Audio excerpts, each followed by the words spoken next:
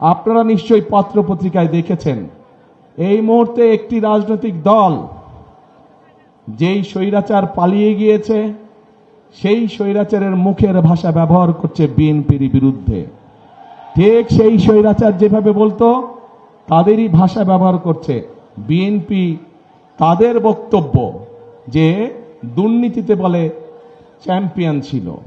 তা আমার প্রশ্ন 2001 থেকে 2006 সাল পর্যন্ত তাদেরও তো দুজন সদস্য বিএনপির সরকারে ছিল না? ছিল। তো বিএনপি যদি অতই খারাপ হয় তাহলে ওই দুই ব্যক্তি কেন পদত্যাগ করে চলে আসেনি? এই জন্য পদত্যাগ করে তারা আসেনি। তারা সরকারে ছিল এবং তারা ভালো করেই জানতো যে খালেদা জিয়া কঠোর হস্তে দুর্নীতি দমন করছে, এবং যেই দলটি এখন এই কথা বলছে তাদের যেই দুই সদস্য বিএনপি সরকারের অংশ ছিল তারা ভালো করেই জানতেন যে খালেদা জিয়া দুর্নীতিকে প্রশ্রয় দেয় না। এবং খালেদা জিয়া যখন 2001 সালে দেশ পরিচালনার দায়িত্ব পায় তখন ধীরে ধীরে বাংলাদেশ দুর্নীতির কারাগার থেকে বের হতে শুরু করলো। এবং যেই দল এই কথা বিএনপিকে এইভাবে দোষারোপ করে তাদের দুই সদস্যের প্রথম দিন থেকে শেষ দিন পর্যন্ত সরকারে থাকাই প্রমাণ করে যে নিজেরাই নিজেদের মানুষ সম্পর্কে কত বড় মিথ্যে কথা তারা বলছে। এখন ভাই বোনেরা, 12 তারিখে তো আপনারা কি করবেন? হ্যাঁ,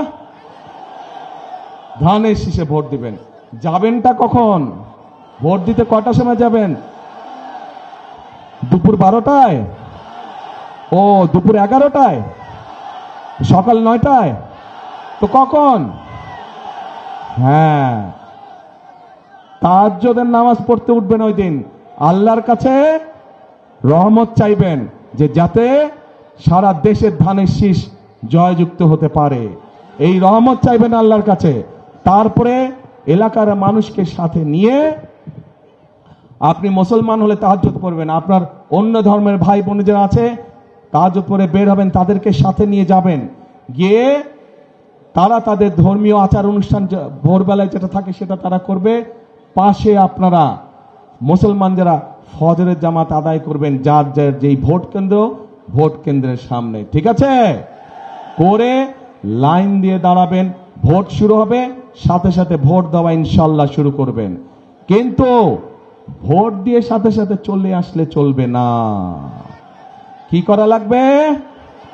থাকতে হবে, কড়ায় গন্ডায় বুঝে নিয়ে আসতে হবে। কেন এই কথাটা বললাম?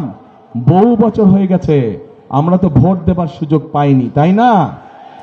যেহেতু আমরা ভোট দেবার সুযোগ পাইনি, এর আগে আমাদের ভোট বিভিন্ন জন বিভিন্নভাবে এবার সেই জন্য আমাদেরকে সজাগ থাকতে হবে যাতে কেউ আমাদের ভোট লুটপাট করে নিয়ে যেতে না পারে।